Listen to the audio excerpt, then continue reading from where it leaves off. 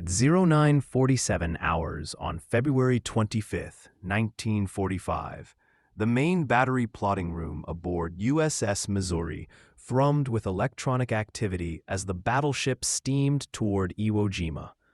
Fire control technicians called out ranges and bearings in precise, clipped tones. Green phosphorescent traces swept across radar screens, painting the positions of every ship in Task Force 58. To an outsider, it might have looked like coordinated chaos. To the men in that room, it was a ballet of precision and anticipation, but they knew something most Americans never would. USS Missouri, the ship they served on, was destined to become one of the most famous battleships in American history. Yet in early 1945, she carried a paradox: the most advanced warship of her time, yet one of the least battle-tested. Combat effectiveness is not measured in tonnage, speed, or theoretical firepower. It is measured in what a ship accomplishes when the shooting begins, and by that standard, Missouri lagged behind her sisters. Missouri was a behemoth, 45,000 tons fully loaded, 887 feet long, and 108 feet wide. Her main battery of 9 16-inch Mark 7 guns, mounted in 3 triple turrets, could hurl 2,700-pound armor-piercing shells over 24 miles, capable of penetrating 20 feet of reinforced concrete or 16 inches of steel armor. Her secondary armament included 25-inch/38 caliber dual-purpose guns, 80 40mm Bofors in quad mounts, and 49 20mm Oerlikon anti-aircraft guns, totaling more than 150 weapons. Her armor was formidable: a 12-inch steel belt along the waterline and 17-inch turret faces, designed to withstand 18-inch shells from Japanese super battleships. Missouri's fire control systems were equally advanced. Mark 8 radar could track surface targets beyond the horizon, and her analog computers calculated firing solutions faster and more accurately than any human crew. On paper, Missouri was unstoppable, a perfect blend of speed, firepower, and survivability. By 1992, when she fired her last rounds in the Persian Gulf, military analysts hailed her as the greatest battleship of World War II. Today, she rests in Pearl Harbor, just 500 yards from USS Arizona, a symbolic bookend to America's Pacific War. But her statistics concealed a stark truth: Missouri had never engaged an enemy warship in surface combat, never dueled with another battleship, and never fired her main battery at a target capable of firing back. She had arrived too late for the epic carrier battles of 1942 to 43, too late for the desperate surface engagements at Guadalcanal, too late for Leyte Gulf, the largest naval battle in history, where battleships still traded salvos at close range. By the time Missouri entered the Pacific Theater in January 1945, the Japanese fleet was largely destroyed. Most carriers were sunk, battleships immobilized, and veteran pilots killed. Missouri's role would be crucial, but it would never test her full combat potential against an equal opponent. The Iowa-class design, to which Missouri belonged, was revolutionary. Intelligence suggested Japan was building Yamato-class super battleships, displacing 70,000 tons with 18-inch guns capable of annihilating any American battleship in a gun duel. The Navy needed a fast battleship, 33 knots, to match Essex-class carriers, and heavily armed to engage the largest warships afloat. Missouri's propulsion plant, 8 Babcock and Wilcox boilers and 4 General Electric turbines producing 212,000 shaft horsepower, drove 4 propeller shafts with 17-foot bronze propellers. The armor scheme was sophisticated. The belt was inclined at 19 degrees to increase effective thickness without adding weight. The armored deck was designed to defeat plunging shells, and underwater protection included multiple bulkheads and void spaces to absorb torpedo hits. She could theoretically survive 3 or 4 torpedo strikes and remain combat capable. Fire control was years ahead of any other navy. In 1944, American radar was 2 years ahead of Japanese, German, or British systems. Missouri's Mark 8 radar could track targets at over 40,000 yards, while Japanese optical rangefinders were useless beyond 20,000 yards. Missouri could hit ships the enemy couldn't even see. Yet by June 1944, when she was commissioned, the strategic context had shifted. Aircraft carriers had replaced battleships as the ultimate instruments of sea power. Surface fleet engagements were over. The last major battleship duel at Leyte Gulf in October 1944 had already concluded. Missouri missed the war-defining surface actions by months, not due to flaws, but because she was a product of industrial timelines. Her keel was laid in January 1941, launched in January 1944, and commissioned June 11, 1944, with months of fitting out and training to follow.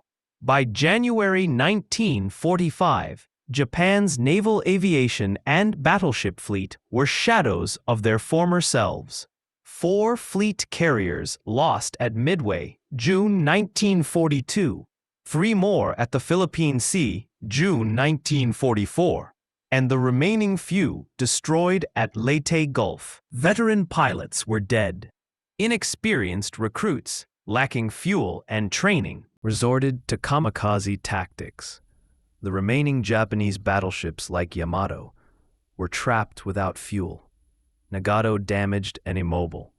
Missouri entered a theater where the enemy was functionally defeated. By contrast, her contemporaries had proven themselves in combat. USS North Carolina, commissioned April 1941, earned 12 battle stars, participating in every major Pacific engagement from Guadalcanal onward. She took torpedo hits, shot down Japanese aircraft, and survived severe damage, demonstrating the full measure of crew skill and ship design. USS Washington, a North Carolina-class ship, sank the Japanese battleship Kirishima in November 1942 during a night surface engagement at Guadalcanal. Using radar-directed fire, Washington's 16-inch shells destroyed Kirishima in minutes, validating the fast battleship concept. Missouri had no equivalent opportunity. Other Iowa-class sisters had more varied service records. USS Iowa carried President Franklin Roosevelt to the Tehran Conference and engaged light cruisers at Truk Lagoon, Operation Hailstone, sinking a Japanese cruiser at extreme range using radar fire control. USS New Jersey saw 19 months of combat, screening carriers at Philippine Sea, bombarding Guam, Saipan, Tinian, Iwo Jima, and Okinawa. Her anti-aircraft batteries and main guns contributed directly to victory in multiple campaigns. Missouri's combat experience was limited to shore bombardment and carrier screening.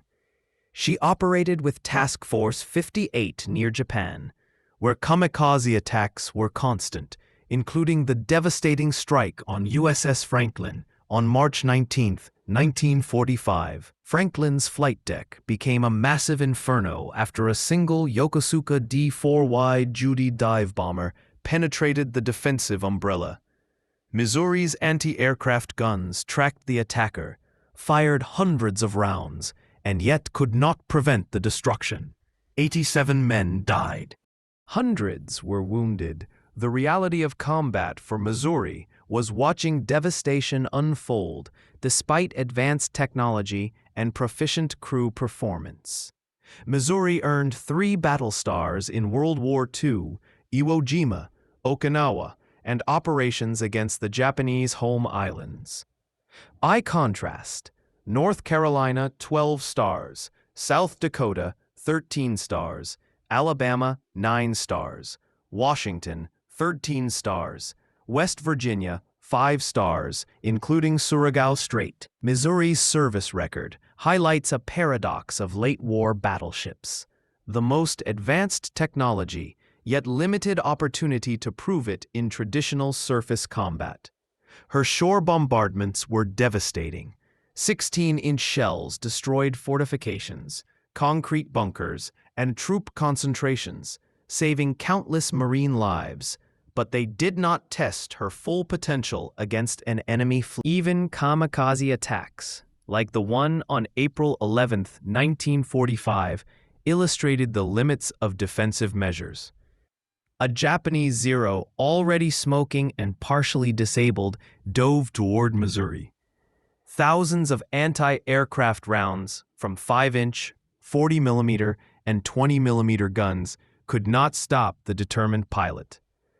The reality was clear. Missouri's crew performed perfectly by the book, but performance does not equal combat validation against a peer adversary. Missouri was a marvel of engineering, a symbol of American industrial might and naval ingenuity.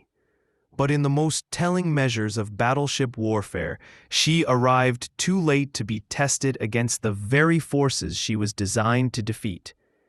The crew felt the ship shudder lightly as the aircraft struck, a momentary vibration rippling through the steel hull. Damage control reports came in instantly from the aft section. A Japanese kamikaze had crashed into the starboard side below the main deck near turret 3. The pilot was dead on impact. The aircraft was obliterated. Yet the damage assessment was almost comically minimal. A minor dent in the armor belt, some paint scraped off, no penetration, no fires, no casualties. Missouri had been hit once by enemy action in the entire war. A kamikaze, loaded with explosives and intent on destruction, had failed to breach 12 inches of hardened steel. The ship's combat systems remained untouched, fully operational. Captain William Callahan, a man with a deep appreciation for military decorum and human dignity, made an extraordinary decision. Despite the attack, he ordered a full military funeral with honors for the Japanese pilot. The crew recovered the remains, wrapped them in a canvas shroud weighted with shell casings, and committed the body to the sea with solemn ceremony. It was a gesture of respect for an enemy warrior that transcended immediate enmity, a rare and poignant display of the American values Missouri would come to symbolize. But what happened next would propel Missouri into a kind of fame entirely unrelated to combat prowess. Her legend was about to be forged not by guns or armor, but by politics, symbolism, and historical circumstance. The officials in Washington understood something that naval officers concerned with battle readiness did not: the power of imagery and public perception. By July 1945, plans were underway to formally end the war, and every detail, timing, location, presentation, was scrutinized. The Japanese surrender ceremony was to be the most photographed, documented, and broadcast moment of the 20th century. A battleship was the natural choice. It was the ultimate visual emblem of naval power, large, imposing, and unmistakably authoritative. But which battleship would host the moment that would signal the end of a global conflict? Several factors influenced the decision, but one carried exceptional weight: political symbolism. Missouri's name aligned perfectly with the personal story of President Harry Truman, who had ascended to the presidency in April 1945 following Franklin Roosevelt's death. Truman, a former senator from Missouri, would oversee the end of the war and make the fateful decision to use the atomic bomb. Choosing Missouri as the site of the surrender subtly honored the president, connecting him personally to the most pivotal moment of his administration without overt flattery. Missouri was available, modern, visually striking, and geographically positioned for the task. Combat record was irrelevant. What mattered was photogenic presence, symbolic resonance, and narrative impact. On August 2, 1945, orders were issued. USS Missouri would host the surrender ceremony in Tokyo Bay. Over the following 3 weeks, the crew worked obsessively to prepare the ship for its historic role. Every inch of steel was stripped, primed, and painted. Teak decks were scrubbed until each plank gleamed. Brass fittings sparkled like gold. Gun barrels were polished, and equipment meticulously inspected. Missouri was transformed from a warship into a ceremonial stage worthy of history. On September 2, 1945, at 09:02 hours, Missouri lay anchored in Tokyo Bay, surrounded by hundreds of Allied vessels, a visual testament to the overwhelming force that had brought Japan to surrender. The morning sky was overcast, but shafts of sunlight occasionally pierced the clouds, illuminating the scene. On the deck, a simple table covered in green felt held 2 copies of the surrender document, one for the Allies and one for Japan. The assembled witnesses were an international cross-section of military and diplomatic authority. American generals and admirals, British Royal Navy representatives, Chinese and Australian commanders, Dutch officers, French diplomats, and Soviet envoys who had recently entered the war. Reporters, photographers, and newsreel cameramen captured every detail for a global audience. General Douglas MacArthur, Supreme Commander of the Allied powers, arrived to accept Japan's unconditional surrender. The Japanese delegation followed. Foreign Minister Mamoru Shigemitsu, cane in hand from prior injuries, and Army Chief of Staff Yoshijiro Umezu, solemn and composed, representing the nation's armed forces. At precisely 09:02, MacArthur began the ceremony with a brief but potent address, speaking of the peace, reconstruction, and a future free from the devastation of war. Shigemitsu signed first at 09:04, his hand trembling slightly as he affixed his signature to the document that ended Japan's military sovereignty. Umezu followed, stoic and unyielding, signing away the forces he had commanded. MacArthur signed for the Allies, distributing multiple pens as keepsakes. The remaining representatives of the United States, the United Kingdom, China, the Soviet Union, Australia, Canada, France, the Netherlands, and New Zealand sequentially signed. The ceremony concluded at 09:25, lasting 23 minutes, yet those moments would cement Missouri's place in history forever. As the final signature was made, waves of American aircraft roared overhead, a reminder of the air power that had been decisive in Japan's defeat. News broadcasts, photographs, and film footage immortalized the ship and the event. Missouri, rather than the carriers and battleships that had endured months of grueling combat, emerged as the symbol of victory. Missouri's fame would endure through decades of naval history, repeatedly chosen for missions with ceremonial or public significance, often ahead of sister ships with identical or superior capabilities.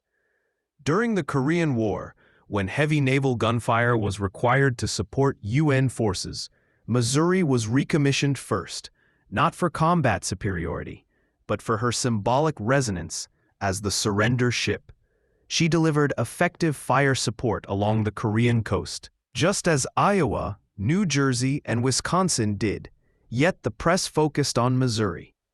The pattern persisted through the Cold War and Operation Desert Storm. Modernized with Tomahawk cruise missiles, Harpoon anti-ship missiles, advanced radar, and satellite communications, Missouri operated alongside Wisconsin, Iowa, and New Jersey, performing identical missions with equal proficiency. Yet media coverage repeatedly highlighted Missouri, drawing on her historic symbolism, rather than distinguishing her actual combat contributions. By contrast, the ships that truly earned distinction through combat, the North Carolina, Washington, and South Dakota, faced real danger against capable enemies, fought under uncertain outcomes, and demonstrated tactical skill in life-or-death conditions.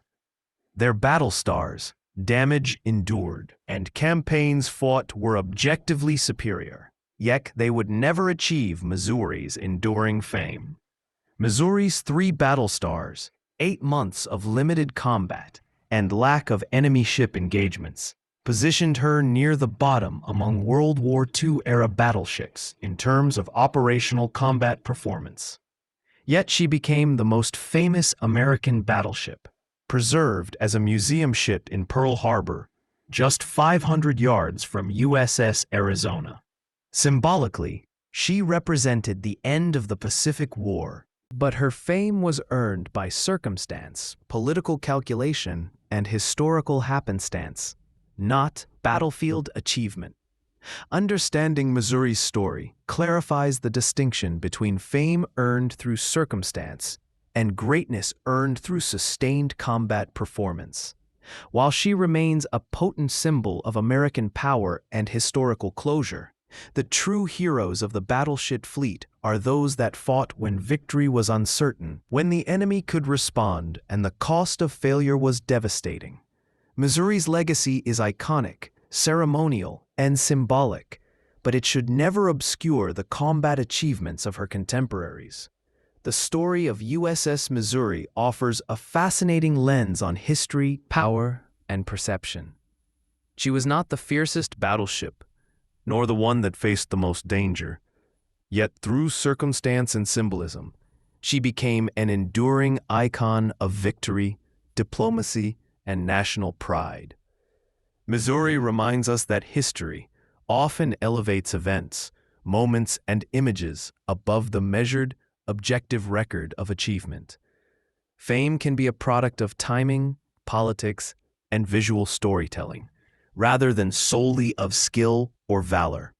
Her 23 minutes in Tokyo Bay did not test her guns or armor under pressure, but it tested the world's attention, and Missouri passed that trial with distinction. The legend of Missouri demonstrates the delicate interplay between combat, symbolism, and memory. While her sisters proved themselves in battle under the harshest conditions, Missouri's enduring fame was earned not through firepower alone, but through her role as the stage upon which history officially ended a world war. She stands today as a monument to the power of narrative, a vessel where politics, honor, and history converged on steel decks beneath the overcast skies of Tokyo Bay. Missouri teaches us that history is remembered not only for victories fought, but also for the moments chosen to define them. Step aboard history. Explore the decks of USS Missouri at Pearl Harbor and witness for yourself the ship where the world changed forever. Dive into the stories of her crew, her battles, and the historic surrender ceremony that made her a legend. Learn how courage, circumstance, and symbolism combine to create an icon of American naval history, and decide for yourself what truly defines greatness in war.